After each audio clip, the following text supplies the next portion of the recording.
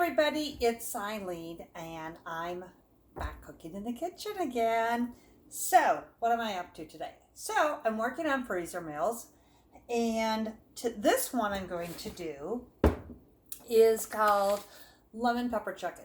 So incredibly easy. Okay, so I've got some thick chicken breast in here. You could also do a whole roasted chicken if you wanted to, and this is so simple to do. What I love about freezer meals is the fact that not only so many of these recipes can you go ahead and say I'm going to put them in the freezer, right? But you can also use these same recipes, right? Once you've done the freezer meals, is you could easily do them for like just any meal, right? So you can do them ahead of time in the freezer meals, but you could also do them and say, you know what, I'm going to prep this tonight, put it in the refrigerator, and it'll be ready for tomorrow or the next day, right? Or you could prep them and say, these are our meals for this upcoming week. So that's another way of doing it.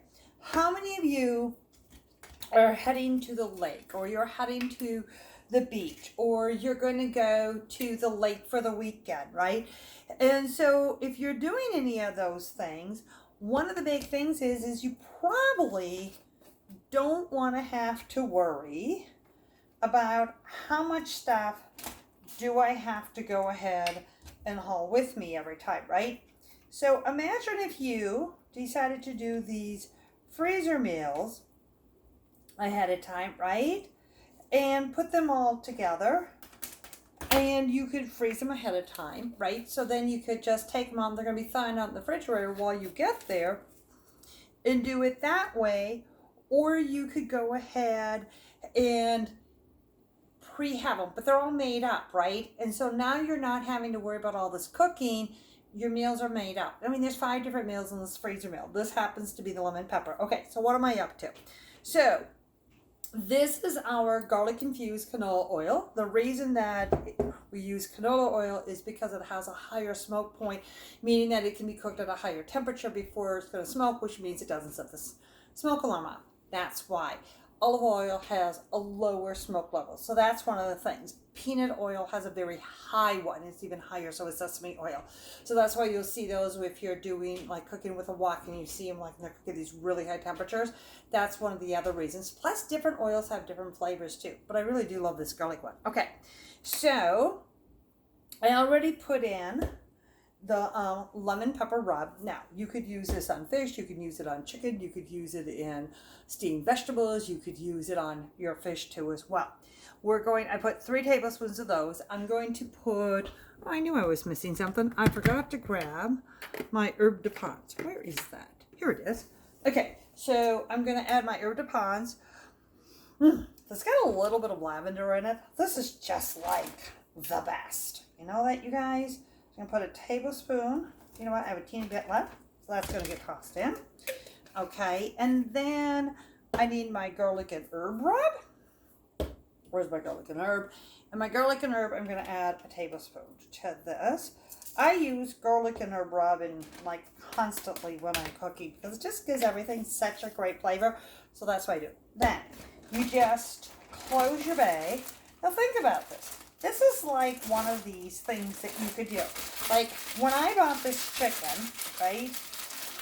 It was a special this week where if you went ahead and you bought one of those, those great big packages, it was like half as much as if I would have went ahead and bought one of just the 2 that I needed. So doing it this way, I saved, but here's the other great idea behind this. Is you could go ahead and you could do this with multiple different flavors of your chicken, right? So this time I'm doing the garlic infused oil. I would use that in all of them. I'm using the lemon pepper rub, the herb de Pins, and the garlic and herb. So go ahead and with this, if you want to change it up, you could use your garlic infused oil, use your garlic and herb rub, use those all, right? You could do Italian in a different bag. You could do smoky barbecue in another one. You could do a new southern South Carolina barbecue one. You could do the Greek in a different one. Okay, so what you could do, and then mark the bags with which rubs you use. Now you take this out, and how are you going to cook it? You could either cook it in your skillet. Oh my gosh, this would be great to cook it in your cast iron skillet. You could use the Rock Crock, cook it on low, and let it sit there all day, and it'll cook and it'll be ready when you get home, fall apart ready, right? If you're going to cook it like in 4 hours, then you would put it in the Rock Crock on high instead of on low. You could put it in the Rock Crock or the deep dish cover baker, put it in the microwave. It's going to be ready in like 25 minutes. You could use this. You could put this on our new griddle and grill it. You could use it on the outdoor grill. So many different ways that you could cook this. You could prep this, and this would be perfect for taking camping or going to the picnic, right? Once again, it's just, now, how do you want to serve it? Oh my gosh, what do you want to eat? You could serve this with rice. You could use regular rice, dark rice, white rice. You could use it. So this one here, because of the seasonings that we have in it, you could do like an Asian rice. You could serve it with baked potato. You could make mashed potatoes. You could do potato salad. You could do any kind of a steamed vegetables. You could do it, cook some pasta, chop this up and toss it with the pasta, make a double batch, right? So maybe this is more than Mark and I are going to eat in one night, right? So I could cook this, and I have an extra one left over, or actually like 1.5, and then I could cook pasta tonight, okay? And then tomorrow, while this is cooking, cut up some extra vegetables. I could cut some broccoli, carrots, celery, red peppers, any kind of a pepper. I could use roasted peppers in a jar. I could go ahead, use some broccoli, right? So now I can make this into a pasta salad. You could use an Italian dressing, or I could do like a mayonnaise sour cream with these different seasonings. But once again, you're cooking once, but you cook once and you eat 10 different times. You could just slice this up. That leftover chicken would be lovely on a fresh bed of lettuce greens with fresh vegetables on top of it. You can make this into a chicken salad. Would be wonderful as your salad sandwich. So many different ways, so quick, so easy. What are you going to do? So this goes into the freezer with my lemon and pepper instructions. Goes into this Ziploc baggie. So here's my tip.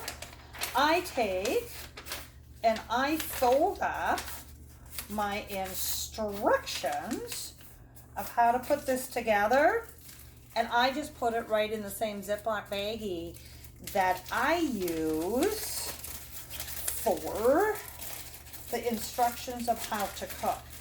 And the reason I do that, and then when I'm not using them, if I go to the grocery store and I pick up like a double bag of chicken, right? And maybe I don't want to do an entire freezer meal, but what I could do, and you've got those leftover seasonings, guess what?